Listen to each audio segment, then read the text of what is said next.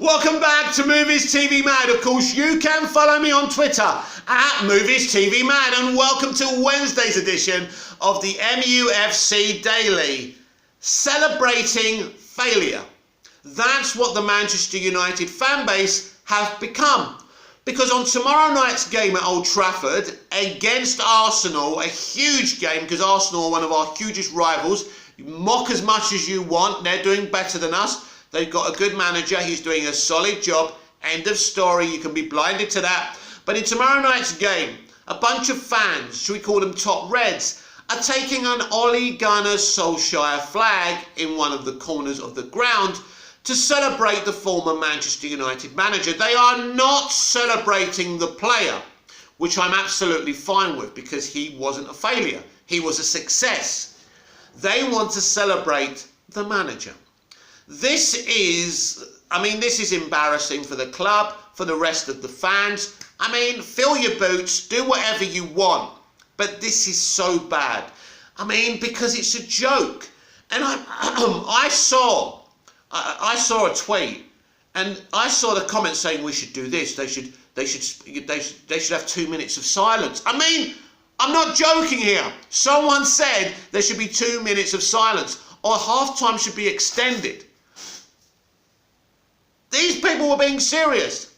Unless it was a sarcastic threat. I don't know. But it's insane, everyone. What is it, this blind spot for this man? This terrible manager. He was terrible. He was an accident that wasn't waiting to happen, but did happen.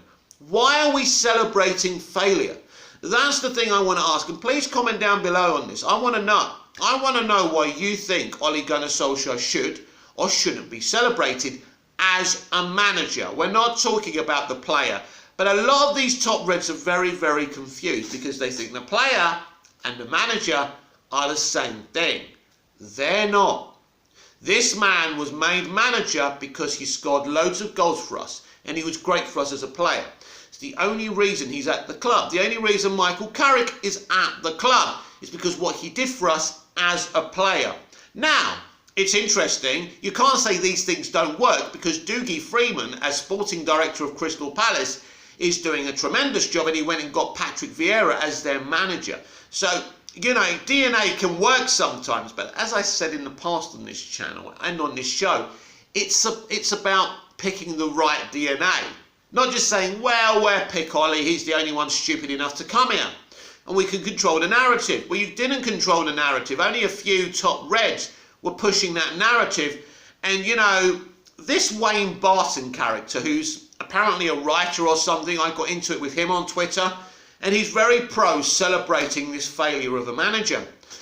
I don't remember anyone waving flags for Louis van Gaal. He won an FA Cup. I don't remember anyone waving any flags for Jose Mourinho. He won 2 major trophies. Where are his flags? This is the problem. You're biased about DNA. You're celebrating the players. People are saying, I'm supporting Michael Carrick because I liked him as a player. Do you realise how stupid that narrative logic is? And this is why our fan base will always be divided. We hate on Bruno, a world-class player who's not doing very well, admittedly, right now. We hate on Luke Shaw. We hate on the wrong people. Bruno was good once, he'll be good again. He's just out of form. It's as simple as that. But people have had it in for Bruno Fernandes for a very long time because he plays around that area, I think, where Pogba plays in. And Pogba fans have been going for Bruno for a very long time. This is where we are now. Do you remember the good old days when we had Cantona and Keane and all of them? Imagine if we had Twitter back then. People would be slaughtering Eric Cantona because Eric Cantona was a great player, but Eric Cantona could lose possession. Eric Cantona would take risks. He tried those brilliant passes through the eye of the needle, you know, chipping them over the defence. He did some amazing things, but sometimes it didn't work out. Would we actually have anti-Cantona people on Twitter if Cantona was in his peak playing today? I think so. All the legends of the game. Duncan Edwards would probably be hated today on Twitter. You know, because this is what Manchester United Twitter has resulted itself to. There were people fighting to keep Ole Gunnar Solskjaer because he was a great player.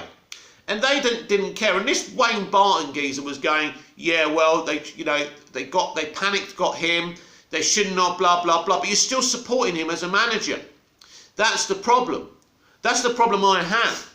You as a blue tick verified guy have decided that Ole Gunnar Solskjaer, the manager, should be celebrated. And I don't know about the rest of you Manchester United fans, but this frustrates the fuck out of me. Because we shouldn't be celebrating him. We shouldn't be celebrating Michael Carrick. We've celebrated Michael Carrick, the player. We've celebrated Ole Gunnar Solskjaer, the player. We will continue to celebrate these people, and that's fine. But a great player doesn't make off a great manager. We've already seen it. I mean, Kevin Keegan's an interesting case in point. I wouldn't call him a bad manager, but he certainly gets carried away with himself, and I think that's always was the problem with Keegan. But just because, and Keegan was a legend of a player, and I remember getting it mixed up back in the day when he was at Fulham, when he was at England, when he was at Newcastle. I mean, yeah, I supported United, but there was a piece of me that wanted him to do well. Obviously, when we were in a title race against Newcastle, I wanted him to fail. But you did feel sorry for him at the same time. When United beat Newcastle 1-0 at St James's Park, and you saw his face, you could tell it was a broken man, because he believed he was going to win the league. He bought loads of players, he spent Sir John Hall's money. It was looking good. They played some of the best football I've ever seen, and I mean that even to today's standards, because at least Kevin Keegan's team went for it. Didn't play counter-attacking football. Everyone plays hard press now, right? It isn't about dictating the play.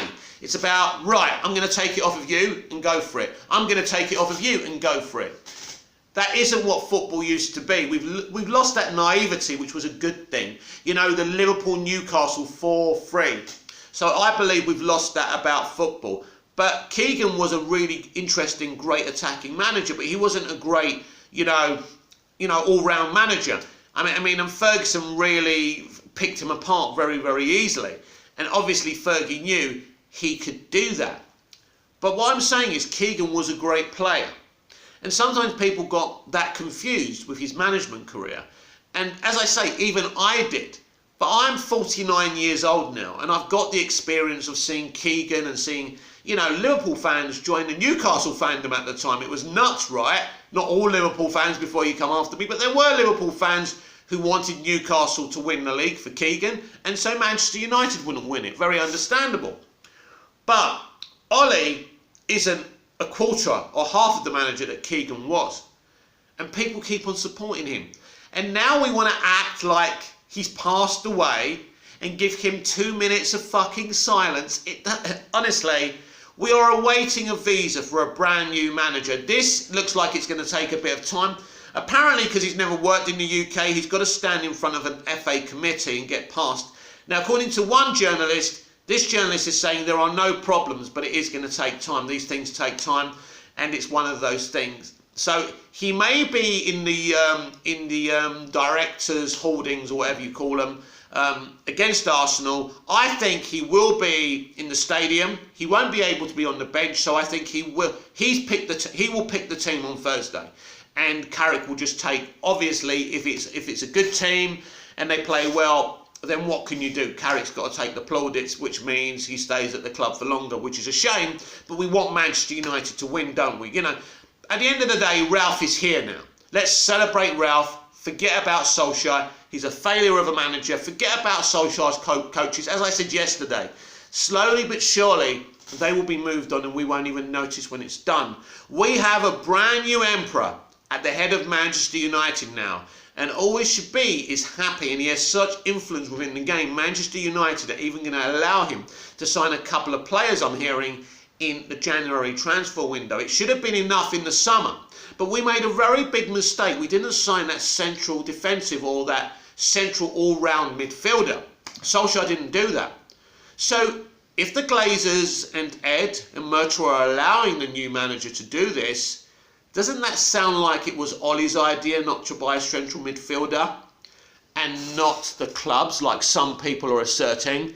And let me tell you why Ole Gunnar Solskjaer didn't want to buy a defensive midfielder, central midfielder, because he believed, yes, this is how bad a manager he is, he believed McFred would be enough.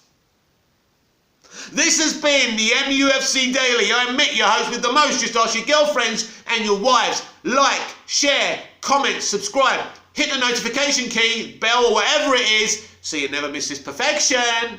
And I'll see you again tomorrow with even more MUFC Daily. Until then, goodbye.